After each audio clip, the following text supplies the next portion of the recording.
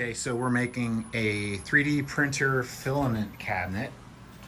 I saw this online and I thought it was a great idea, so I'm going to make my own. So my box is going to be 48 tall by 30 wide, and I'm going to go 16 inches deep, and I've got a good reason for that, because as I'm actually going to 3D print all of my filament hanger supports, and in order to get maximized space, I'm going to make this so that I can just lift the filament up and out, and I'm going to need to clear this bottom edge, the top and the bottom, just because of how I'm doing this design. So I need to have enough space where I can start to pull the filament out and then bring it to me. So just some scrap plywood I had laying around.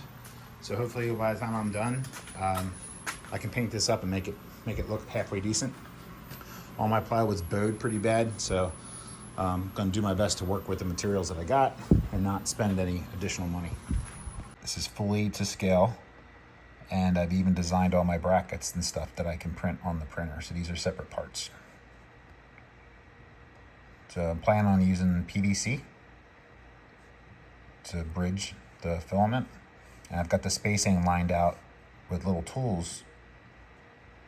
I can print these separate too, so little tools that I can, when I put these in, I can just put the tool in there and get the heights all exactly how they should be.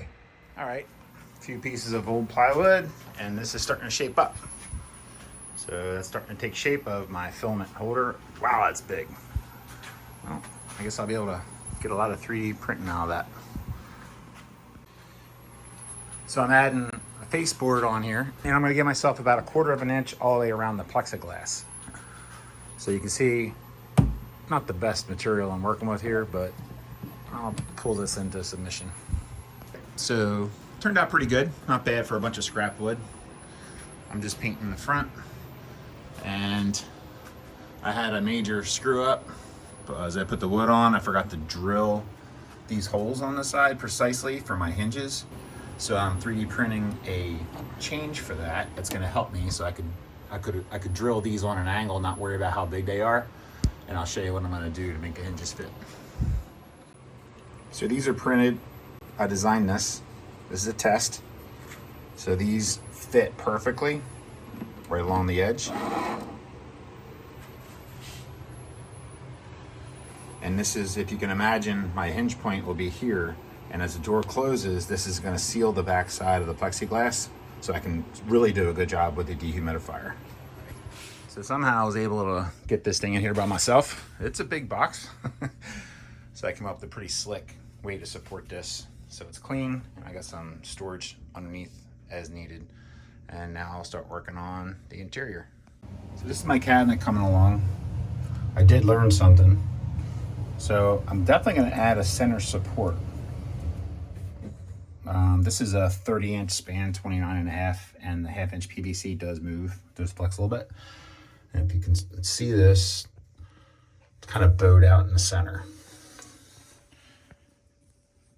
So I'm going to make a thin support just to hold those together. I might come up with a little anchor for the back wall too. So I'll add one of those to each of the shelves. All right, so this is my shelving system going together. So I did realize I needed a center brace on a 1/2-inch PVC, not a big deal. So I made this little tool. You can use a tape measure, but this just made it so much easier. This printed a little tool to space out between all of my different brackets so that I can just whip this thing out quick. So I've got screws on the sides going into the wood. The middle one has screws going into the back, and then same thing on the side. So I'll just keep going up with this. When I designed this, I did account for taking this dehumidifier out, and I also accounted for taking the top roll of filament off. So you gotta have clearance over top so that you can get the filament out. So this cabinet really has been working out well for me. You can see that I went to 4 tiers on this to store the filament that I'd like to use. And I even came up with a design using Onshape to put in labels so I know what should go where. So I have a tier for PLA, a tier for stepping it up in the PETG. And then as I get into top shelf, I've got ASA, carbon fiber, and I'm even using TPU. So this has been really helpful. The humidity seems to stay under 40% with that little dehumidifier. Usually that's around, between 35 and 40%. But really helpful storage unit tool for me to create what I've been doing. So I wound up with a longer hinge design on this. All my little sections, that is based on the size of the printer. So it's how I could print these, how tall I could print these, and all of these interlock together. I did use CA glue when I was done to bind the joints. Didn't really care about the colors. I was trying to make something a little bit unique. And I also, if I had the thought, I would have designed my supports with like a nice big magnet or something in here to hold the plexiglass.